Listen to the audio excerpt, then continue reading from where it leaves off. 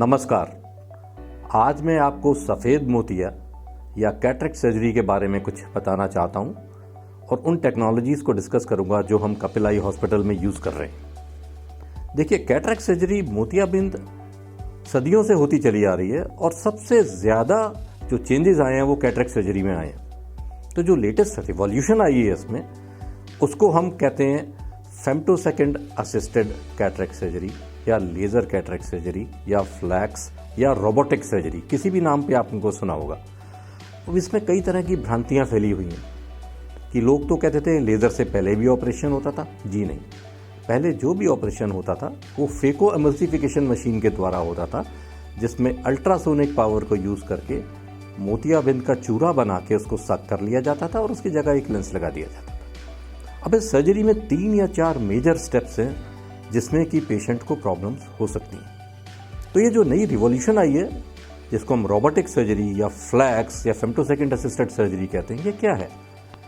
ये 3 main steps आपके cataract surgery का संभाल लेती है।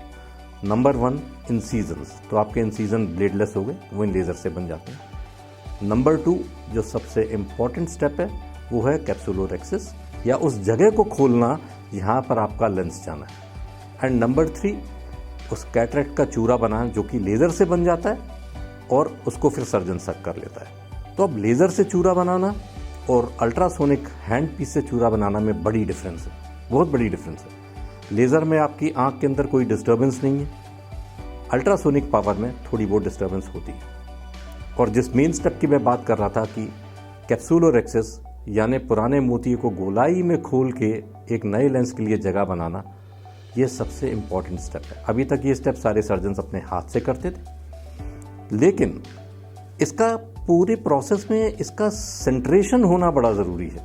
बिल्कुल मध्य में होना चाहिए कैटरेक्ट के, तभी आपका जो नया लेंस है वो बिल्कुल मध्य में काम करेगा और पूरी एफिशिएंसी से काम करेगा। तो लेज़र की हेल्प से, रोबोटिक लेज़र की हेल्प से हम इसको बिल्कुल कैप्सूल के मध्य में बना सकते हैं ओपनिंग। इससे क्या होता है कि जितने भी हाई क्वालिटी लेंसेज हैं, जैसे आजकल मल्टीफोकल लेंसेज हैं, टोरिक लेंसेज हैं, एडवांस मोनोफोकल लेंसेज हैं, इनका सेंट्रेशन इतना प्रॉपर होता है कि ये लेंसेज अपनी पूरी एफिशिएंसी में काम करते हैं। जब भी हम हाथ से इस ओपनिंग को बनाते हैं, कहीं ना कहीं थोड़ी बहुत चूक की संभावना बनी रहती है, सर्जन की स्किल पे डिपेंड करता है। इसमें अपने को एक और भी मदद मिलती है रोबोटिक सर्जरी से कि इन 3 स्टेप्स के अलावा आजकल कुछ और भी स्टेप्स ऐसी होती हैं जिनको करने से हमें चश्मे की ज़रूरत ना के बराबर पड़ती है। उन स्टेप्स को हम इस लेज़र की मदद से कर सकते हैं, रोबोटिक सर्जरी की लेज़र की मदद से कर सकते हैं। इनको हमारी भाषा में LRIs कहते हैं, लिम्बर रिलैक्सिंग इंसीजन कहते हैं, जिससे कि जिनको सिलेंड्रिकल नंबर थोड़ा बहुत अगर है तो वो भी हटाया जा सकता है, जिससे आपकी विज़न और शार्प बन जाए। अब हमें इसको कभी कंफ्यूज इससे नहीं करना है दूसरी मशीनों से कि आपने काफ़ी लेज़र सुनी होंगी आई में।